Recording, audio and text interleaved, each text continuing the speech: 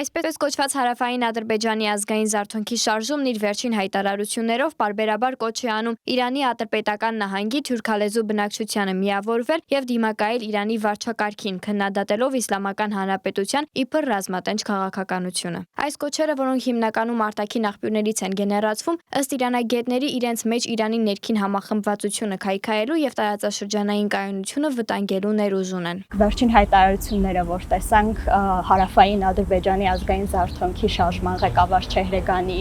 կամ մամուլի հրապարակումները, որոնք տարբեր այսպես կոչեր են անում, հիմնականում արտաքինից ուղղված կոչեր են Իրանի Ատրպատական նահանգներում ապրող թյուրքախոսներին։ Թե ինչպիսին է այս կողմից, այսպես ասած, արձագանքը, մի փոքր դժվար է դատել ինֆորմացիայի սղության պայմաններում, բայց միանշանակ է, որ Իրանի տարածքում ապրող պանթյուրքիստական գաղափարախոսությունը կրողները այս պահին ավելի շատ այսպես մարգինալացված լուսանցքային խումբ են։ Ատրպատականի վերաբերյալ հաճախ շրջանառվող պատկերացումները, հատկապես իրանաբնակ ադրբեջանցիների թվի շուրջ, հաճախ չեն համապատասխանում իրականությանը եւ ուռճացվում են։ Ատրպատականի բնակչության մասին միֆերը շատ են, հաճախ է շրջանառվում Իրանում իբր բնակող մինչև 50 միլիոն ադրբեջանցիների քանակի մասին տվյալը, ինչը քարոզչական նպատակ է հետապնդում։ Ատրպատականում եւ այս շրջաններում թյուրքախոսները միասին 11 միլիոն են։ Ատրպատականը մեր աղբյուրներով ավանդված, հայկական աղբյուրներով ավանդված բունտեղանունն է այս նահանգի, որը հետագայում դասական պարսկերենի արտասանությունը արաբականացվելու արդյունքում սկսում է արտասանվել Ադրբեջան եւ այլն։ Հետագայում սա արդեն դարձավ քաղաքականության այսպես թեմա եւ Ադրբեջան անվանումը, որը իրականում երբեք չի պատկանել այն տարածքին, որը հիմա կոչվում է Ադրբեջանական Հանրապետություն Ադրբեջան, դրվեց Ադրբեջանի վրա։ Ատրպատականի ադրբեջանացումը հետո նաև արհեստականորեն ստեղծված հյուսիսային հատվածի մեջ հարավայինը ներառելու գաղափարախոսությունը ըստ թուրքագետների պանթուրանականության հեռահար նախագիծն է։ Այս քաղաքականությունը սկսեց օգտագործվել ընդդեմ Իրանի, փորձելով այսպես քարոզել միասնական ընդհանուր Ադրբեջանի գաղափարը եւ այդպիսով այն գաղափարը, որ ի վերջո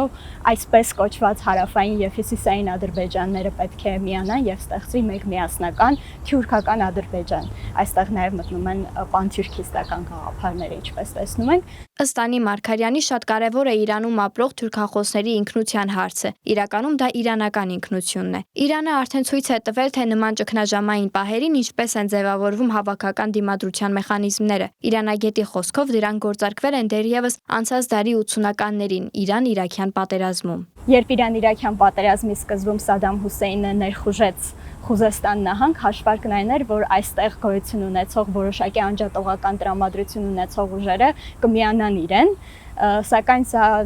լիովին սխալ հաշվարկ էր իրականում եւ հենց Իրան-Իրաքյան պատերազմի ընթացքում երևաց, թե ինչպես են բոլորը միավորվում իրանական ինքնության շուրջ եւ պայքարում հանուն հայրենիքի, որը Իրանն է։ Անի Մարգարյանի կարծիքով նույնը կարող է տեղի ունենալ նաեւ այս պարագայում, չնայած դրսից երկար տարիներ տարվող քարոզչությանը, տրամադրվող ու ծախսվող ռեսուրսներին, որոնք ուղղվում են այս նպատակին թե Ադրբեջանից, թե Թուրքիայից ու հաճախ նաեւ Իսրայելից եւ Միացյալ Նահանգներից։ Եվ հենց այդ արտաքին սպառնալիքների ներքո է, որ քննարկման առարկա դառնում է նաեւ հնարավոր զարգացումների ազդեցությունը Հայաստանի վրա։ Հաճախ ընդունված է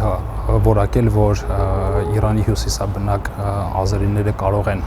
անջատական որևէ շարժում սկսել, սակայն թե որքանով է դրա հավանականությունը մեծ, չեմ կարող գնահատական տալ։ Դեպքում իմ կարծիքով ես մեծ չէի համարի նման հավանականությունը։ Իրեի այս ներկայիս դրության պայմաններում մեծ չէի համարի։ Տարածաշրջանում սրվող յուրաքանչյուր լարվածություն, նույնիսկ եթե առաջին հայացքից անմիջական առնչություն չունի մեզ հետ, կարող է անուղղակի հետևանքներ ունենալ Հայաստանի համար։ Իրանի ներսում ու նրա շուրջ զարգացումները պահանջում են ոչ միայն լրջագույն ուշադրություն, այլ նաև զգոնություն ներառյալ Հայաստանի կողմից։ Անվտանգային մտահոգություններ կարող է եւ պետք է լինեն, հատկապես այն պարագայում, երբ Իրանի ուշադրությունը այլ կողմի վրա է, հատկապես այն պարագայում, որ Իրանին ինչ-որ կորուստներ են հասցվում եւ կարծում եմ, որ սա մեզ համար եւս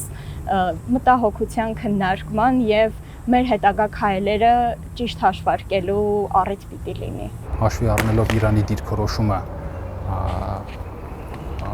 Ադրբեջանի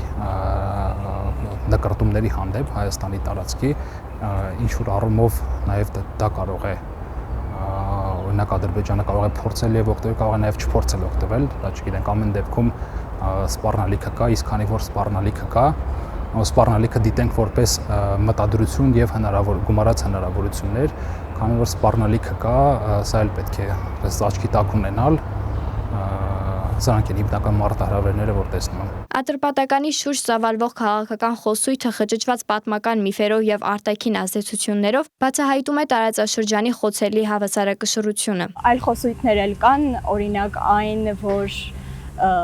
դեպի Իրանի տարածք կործանիչներ եւ անօթաչու սարքեր են թռչում Ադրբեջանի տարածքից, կամ այն, որ երբ որ 6 տարի փակ սահմաններ, շամաքային փակ սահմաններ ունենալուց հետո Ադրբեջանը բացեց Աստարայի անցակետը, այնտեղով անցան եւ դուրս եկան Իրանից նաեւ Մոսադի լրտեսները։ Այս ամբողջ խոսույթը եւ տրամադրությունները հաճախ կիսում են նաև իրենք ատրպատականցիները։ Իրանի ներքին միասնությունը չնայած պանթուրքիզմի կոչերին ըստ փորձագետների մնում է կայուն, սակայն առաջացող լարվածությունները լրացուցիչ մարտահրավեր են Հայաստանի անվտանգության համար Ադրբեջանի հնարավոր նկրտումների ֆոնին։ Այս բարդ աշխարհաքաղաքական իրավիճակում մեր զրուցակիցների համոզմամբ Հայաստանը պետք է գործի ճշգրիտ հաշվարկով եւ անսասան վճռականությամբ պահպանելու իր դիրքերն ու խթանելու տարածաշրջանային խաղաղությունը։ Աննա Հարությունյան, Սիմոն Հովանիսյան, Գևորգ Սիանոսյան, Վարդան Պողոսյան, Reopen Media։